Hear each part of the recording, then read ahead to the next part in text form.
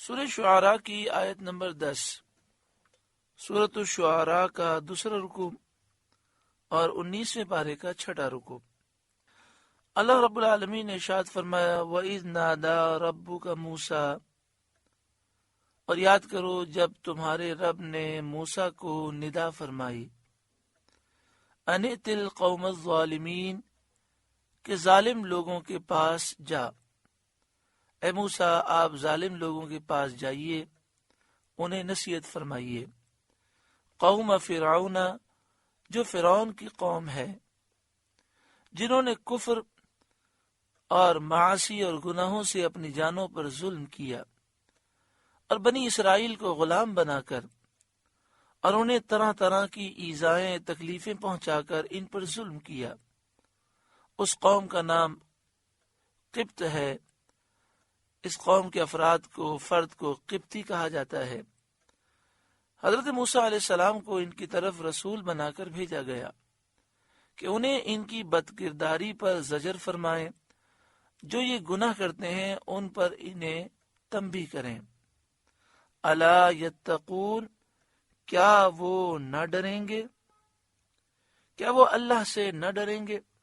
اللہ پر ایمان لا کر اور اللہ کی فرما برداری اختیار کر کے اللہ کے عذاب سے کیا اپنی جانوں کو نہ بچائیں گے؟ اس پر حضرت موسیٰ علیہ السلام نے بارگاہ الہی میں عرض کی، قال، موسیٰ نے عرض کی، ربی، اے میرے رب، انی اخاف ان یکذبون، میں ڈرتا ہوں کہ وہ مجھے جھٹلائیں گے۔ وَيَضِيقُ صَدْرِي، اور میرا سینہ تنگی کرتا ہے، ان کے جھٹلانے سے میرا سینہ تنگ ہوتا ہے۔ وَيَضِيقُ صَدْرِي، اور میرا سینہ تنگی کرتا ہے۔ وَلَا يَنطَلِقُ لِسَانِي، اور میری زبان نہیں چلتی، یعنی گفتگو کرنے میں کسی قدر تکلف ہوتا ہے۔ حضرت موسیٰ علیہ السلام کا واقعہ ہم پہلے سن چکے ہیں کہ فرعون کی گود میں تھے۔ اس وقت آپ کی عمر شریف بہت کم تھی۔ فرعون جس طرح بچوں کو بٹھا کر لوگ اپنے گود میں کھلاتے ہیں، فرعون آپ سے کھیل رہا تھا تو آپ نے اسے تھپڑ مار دیا۔ بچے کی تھپڑ میں زور نہیں ہوتا، لیکن چونکہ موسیٰ علیہ السلام کے ہاتھ میں نبوت کا جلال تھا تو فرعون گھبرا گیا اور اس نے کہا کہ یہ وہی بچہ ہے جو میری سلطنت کو برباد کرے گا، میں اسے قتل کر دوں گا۔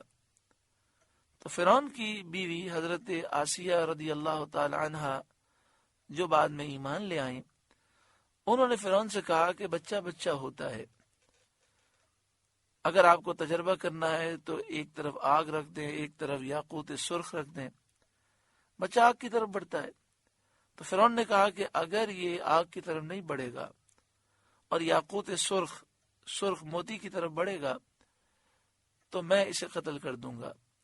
حضرت موسیٰ علیہ السلام کے سامنے دونوں چیزیں رکھی گئیں۔ آپ یاقوت سرخ کی طرف بڑھے تو فرشتہ آیا، اور بعد نے کہا حضرت جبریل آئے، اور انہوں نے موسیٰ علیہ السلام کا رخ آگ کی طرف کیا، آپ کا ہاتھ پکڑ کے آگ میں ڈالا، اور آپ نے ایک انگارہ پکڑ کر اپنے منہ میں رکھ لیا، جس سے آپ کی زبان میں لکنت پیدا ہو گئی۔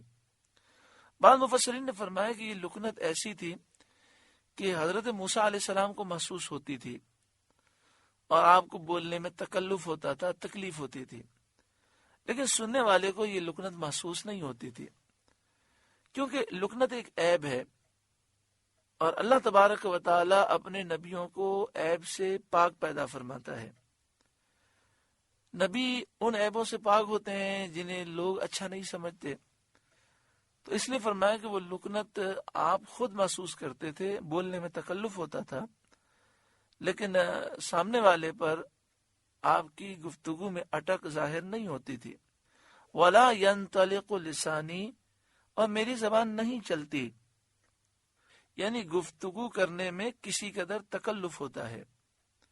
فَأَرْسِلْ إِلَىٰ ہارون، تو ہارون کو بھی رسول کر تاکہ وہ تبلیغ رسالت میں میری مدد کریں۔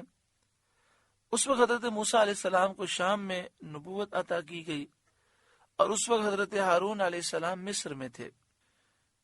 شام سے مراد یہ ہے کہ حضرت موسیٰ علیہ السلام مدین سے مصر کی طرف آ رہے تھے، تو راستے میں جو شام کا علاقہ ہے وہاں پر کوہ طور پر آپ نے اللہ تعالیٰ سے ہم کلام ہونے کا شرف حاصل کیا.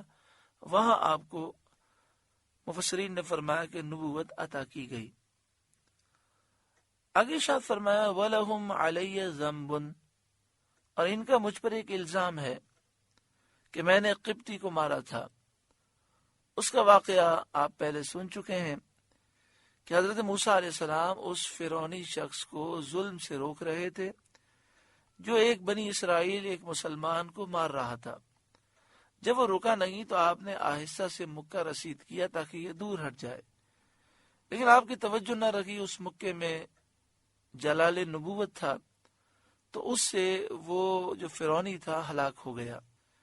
وَلَهُمْ عَلَيَّ ذَنْبٌ، اور ان کا مجھ پر ایک الزام ہے کہ میں نے ایک قبطی کو فرعونی کو مارا تھا. فَأَخَافُ أَن يَقْتُلُونَ، تو میں ڈرتا ہوں کہیں مجھے قتل کر دیں، یعنی کہیں اس قبطی فرعونی کے بدلے میں فرعون اور اس کے درباری مجھے قتل کر دیں گے.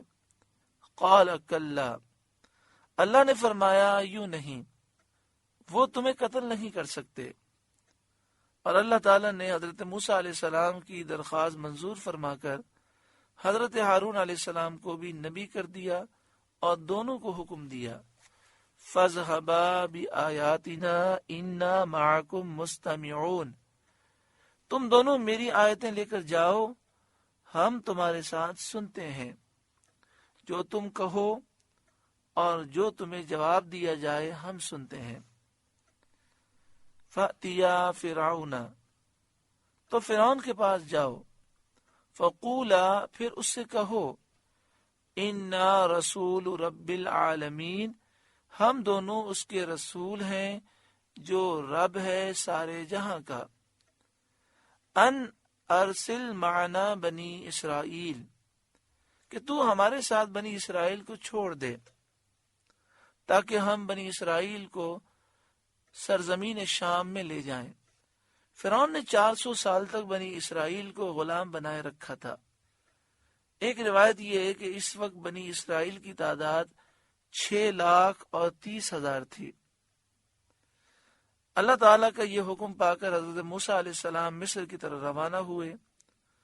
آپ پشمینہ کا جبہ پہنے ہوئے تھے، دستے مبارک میں ہاتھ مبارک میں عصا تھا. عصا کے سرے پر، لاٹھی کے سرے پر زنبیل لٹکی تھی، تھیلی لٹکی ہوئی تھی جس میں سفر کا توشہ سامان تھا. اس شان سے آپ مصر میں پہنچ کر اپنے مکان میں داخل ہوئے. حضرت ہارون علیہ السلام وہیں تھے. آپ نے انہیں خبر دی کہ اللہ تعالیٰ نے مجھے رسول بنا کر فرعون کی طرف بھیجا ہے اور آپ کو بھی رسول بنایا ہے کہ فرعون کو اللہ کی طرف دعوت دو. اس روایت میں تو یہ ہے کہ حضرت ہارون اس وقت گھر میں تھے، اور ایک دوسری تفسیر اور روایت میں یہ ہے کہ حضرت موسیٰ علیہ السلام طور سے جب چلے تو وہاں مصر میں حضرت ہارون پر وحی نازل ہوئی اور وہ بھی چلے، اور مصر سے باہر ایک منزل کے فاصلے پر دونوں کی ملاقات ہوئی. پھر دونوں ساتھ اپنے گھر پہنچے. تو جب اس روایت میں یہ ہے کہ جب آپ اپنے گھر پہنچے تو حضرت ہارون گھر میں تھے. انہوں نے اطلاع دی.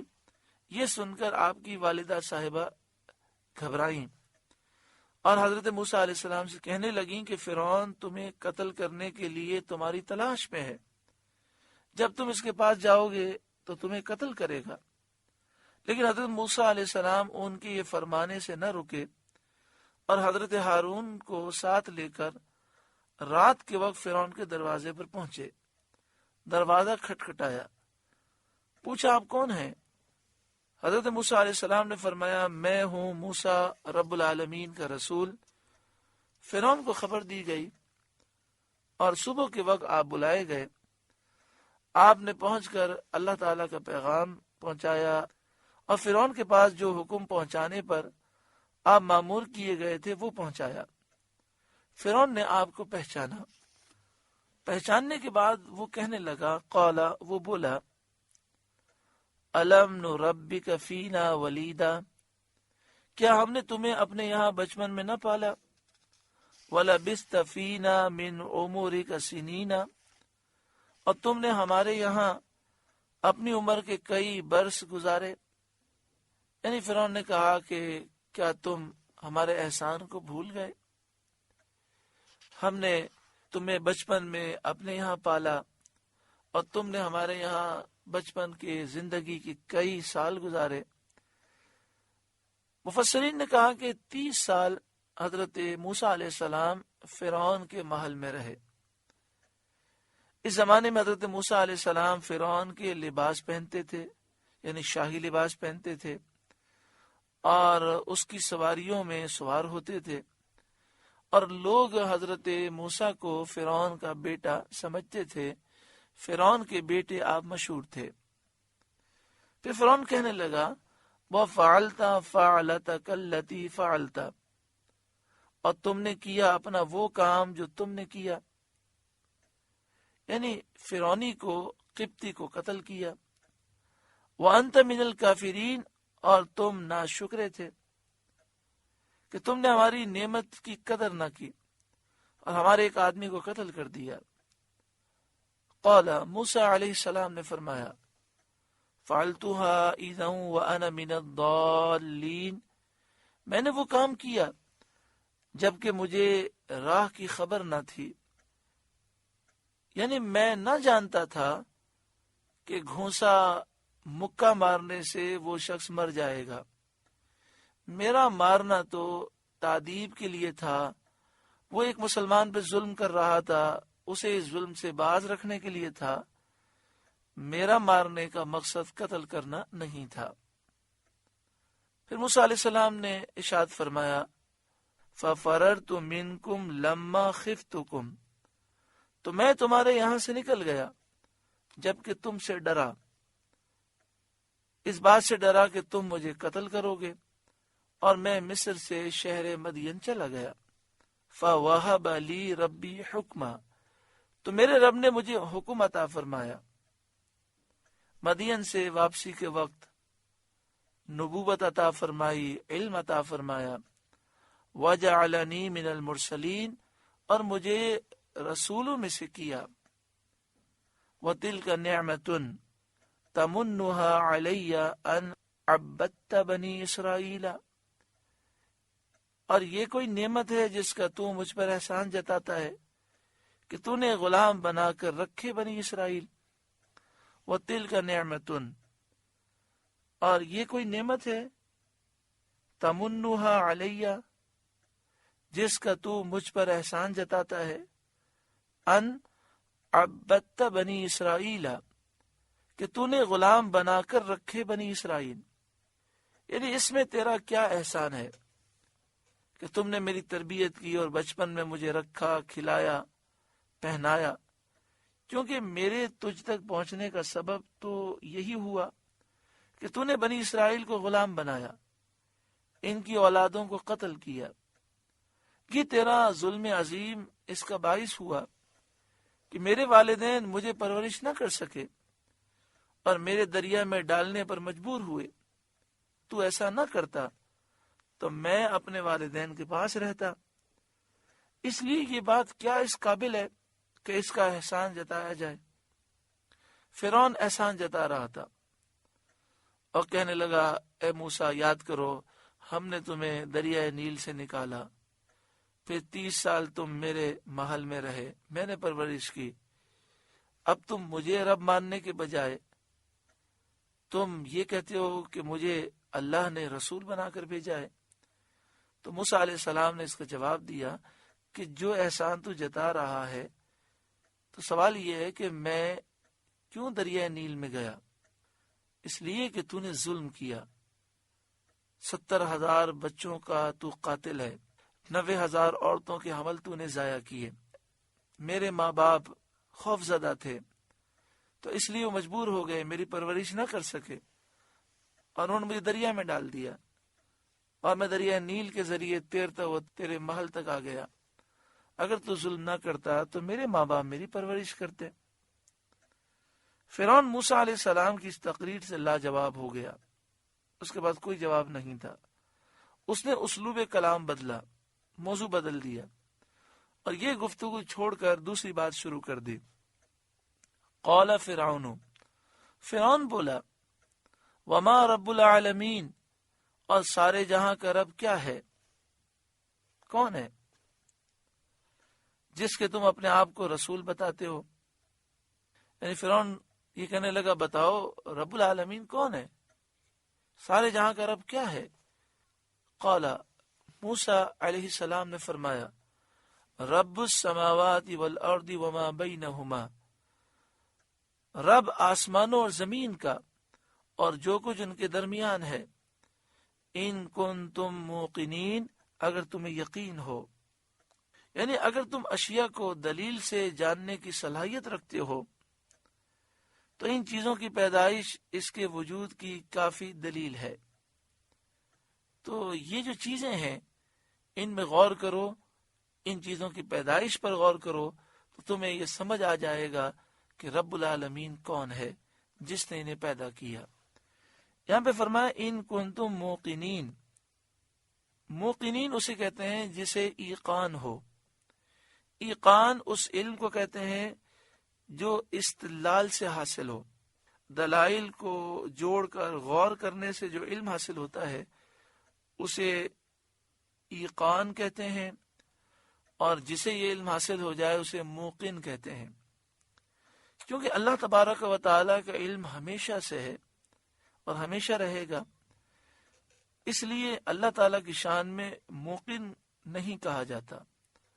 اللہ کو موقن کہنا منع ہے۔ ہم اللہ کو عالم الغیب والشہادہ کہیں، کیونکہ موقن یہ ایقان سے ہے، اور ایقان اس علم کو کہتے ہیں جو دلائل میں غور و فکر کر کے استدلال کر کے جو علم حاصل ہوتا ہے اسے ایقان کہتے ہیں۔ قال لمن حولہ الا تستمعون، اپنے آس پاس والوں سے بولا، کیا تم غور سے سنتے نہیں؟ اس وقت اس کے گرد اس کی قوم کے اشراف میں سے، یعنی سرداروں مالداروں میں سے 500 شخص زیوروں سے آراستہ سونے کی کرسیوں پر بیٹھے تھے۔ ان سے فرعون کا یہ کہنا، کیا تم غور سے نہیں سنتے، اس کا مطلب یہ تھا کہ وہ آسمان و زمین کو قدیم سمجھتے تھے۔ جب موسیٰ علیہ السلام نے فرمایا کہ آسمان و زمین کو بنانے والا وہ رب العالمین ہے، اور آسمان و زمین کے درمیان جو چیزیں ہیں اسے بھی اللہ نے بنایا، وہ تو یہ سمجھتے تھے فرعون اور فرعونی کہ آسمان و زمین ہمیشہ سے ہیں، اور اس آسمان و زمین کے حدوث کے منکر تھے۔ حدوث کا مطلب ہوتا ہے پہلے نہ تھے، وہ چیزیں پہلے نہ تھیں بعد میں بنی، تو یہ اس چیز کے منکر تھے، یہ سمجھتے تھے کہ آسمان و زمین ہمیشہ سے ہیں۔ اور مسلمانوں کا عقیدہ یہ ہے کہ آسمان و زمین کا وجود پہلے نہ تھا، اللہ نے انہیں پیدا کیا۔ مطلب یہ تھا کہ جب یہ چیزیں قدیم ہیں، ہمیشہ سے ہیں، تو ان کے بنانے کے لیے رب کی کیا حاجت، کیا ضرورت۔ اب حضرت موسیٰ علیہ نبینا علیہ الصلوۃ والسلام نے ان چیزوں سے استدلال پیش کرنا چاہا جن کا حدوث اور جن کی فنا مشاہدے میں آ چکی ہے۔ یعنی لوگ اپنی آنکھوں سے دیکھتے ہیں کہ فلاں پیدا ہوا، فلاں مر گیا، تو جن کا حدوث سامنے ہے کہ وہ ہمیشہ سے نہیں ہے، پھر فنا بھی سامنے ہے کہ ہمیشہ نہیں رہے گا۔ تو حضرت موسیٰ علیہ السلام نے ان چیزوں سے استدلال فرمایا۔ پھر آیت کریمہ کو سنیں، قال لمن حولہ الا تستمعون، اپنے آس پاس والوں سے بولا، کیا تم غور سے سنتے نہیں؟ قال ربکم ورب آبائکم الاولین، موسیٰ نے فرمایا رب تمہارا اور تمہارے اگلے باپ داداؤں کا۔ یعنی اگر تم دوسری چیزوں سے استدلال نہیں کر سکتے، نہیں سمجھ سکتے، تو خود تمہارے نفوس سے استدلال پیش کیا جاتا ہے۔ تم اپنے آپ پر غور کرو، اپنے آپ کو جانتے ہو، پیدا ہوئے ہو، اپنے باپ دادا کو جانتے ہو کہ وہ فنا ہو گئے، تو اپنی پیدائش سے اور ان کی فنا سے پیدا کرنے اور فنا کر دینے والے کے وجود کا ثبوت ملتا ہے کہ پیدا کرنے والا بھی اللہ ہے اور سب کو فنا کرنے والا بھی اللہ ہے۔ قال، فرعون بولا، ان رسولکم الذی ارسل الیکم لمجنون، تمہارے یہ رسول جو تمہاری طرف بھیجے گئے ہیں ضرور عقل نہیں رکھتے، ضرور مجنون ہیں، نعوذ باللہ من ذالک۔ فرعون نے یہ اس لیے کہا کہ وہ اپنے سوا کسی معبود کے وجود کا قائل نہ تھا۔ وہ کہتا تھا کہ میں ہی خدا ہوں، میرے سوا کوئی خدا نہیں، اور جو اس کے معبود ہونے کا اعتقاد نہ رکھے، جو اسے خدا نہ سمجھے، وہ اسے خارج از عقل کہتا تھا کہ یہ عقل نہیں رکھتا، یہ پاگل ہے، یہ مجنون ہے۔ حقیقتاً اس طرح کی گفتگو عجز کے وقت آدمی کی زبان پر آتی ہے، جب آدمی لاجواب ہو جاتا ہے اور کوئی جواب نہیں ہوتا تو وہ اس طرح کی گفتگو کرتا ہے۔ فرعون اس موقع پر لاجواب ہو گیا، لیکن حضرت موسیٰ علیہ السلام نے فرض ہدایت اور ارشاد کو علی وجہ الکمال ادا کیا، اور اس کی تمام لایانی گفتگو کے باوجود پھر مزید بیان کی طرف متوجہ ہوئے، یعنی اس کی فضول باتوں کی طرف آپ نے توجہ نہ دی اور آپ نے اپنا درس جاری رکھا۔ قال، موسیٰ نے فرمایا، رب المشرق والمغرب وما بینہما، رب مشرق کا اور مغرب کا اور جو کچھ ان کے درمیان ہے، کیونکہ مشرق سے سورج کا طلوع کرنا اور مغرب میں غروب ہو جانا اور سال کی فصلوں میں ایک حساب معین پر چلنا، سال کے موسم اور موسم کے لحاظ سے جو زراعت اور جو پودے اور جو پھل اور اناج ہیں ان کا ایک معین حساب پر چلنا، ہواؤں اور بارشوں وغیرہ کے نظام، یہ سب اللہ کے وجود اور اللہ کی قدرت پر دلالت کرتے ہیں۔ ان کنتم تعقلون، اگر تمہیں عقل ہو تو غور و فکر کرو اور مان لو کہ اللہ رب العالمین ہے، اس کے سوا کوئی خدا الہ معبود نہیں۔ اب فرعون متحیر ہو گیا، حیران اور پریشان ہو گیا، اور اللہ تعالیٰ کی قدرت کے آثار کے انکار کی کوئی گنجائش اس کے سامنے باقی نہ رہی، آثار قدرت الہی کے انکار کی راہ باقی نہ رہی، اور کوئی جواب اس سے بن نہ آیا۔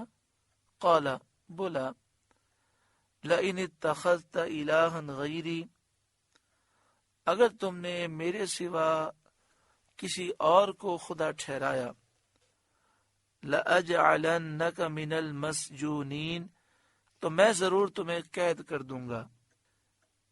یہ بھی باطل لوگوں کا طریقہ ہوتا ہے کہ پہلے وہ مذاق اڑاتے ہیں، پھر اس سے بھی عاجز ہو جاتے ہیں تو پھر دھمکی دیتے ہیں۔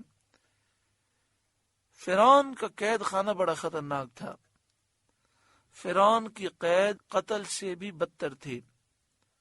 اس کا جیل خانہ تنگ، تاریک، عمیق گڑھا تھا، یعنی ایک تنگ سا گڑھا تھا جہاں پر اندھیرا تھا اور گہرا وہ گڑھا تھا۔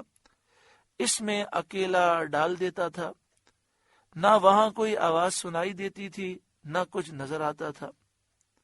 قال، موسیٰ علیہ السلام نے فرمایا، اولو جئتک بشیء مبین، کیا اگرچہ میں تیرے پاس کوئی روشن چیز لاؤں جو میری رسالت کی برہان ہو، مراد اس سے معجزہ ہے، یعنی کیا پھر بھی تو ظلم کرے گا؟ میں تیرے پاس روشن دلیل لاؤں، معجزہ دکھاؤں جس سے بالکل واضح ہو جائے کہ میں اللہ کے رسول ہوں۔ قال، فرعون بولا، فأت بہ ان کنت من الصادقین، تو لاؤ اگر سچے ہو۔ فالقا عصاہ، تو موسیٰ نے اپنا عصا ڈال دیا۔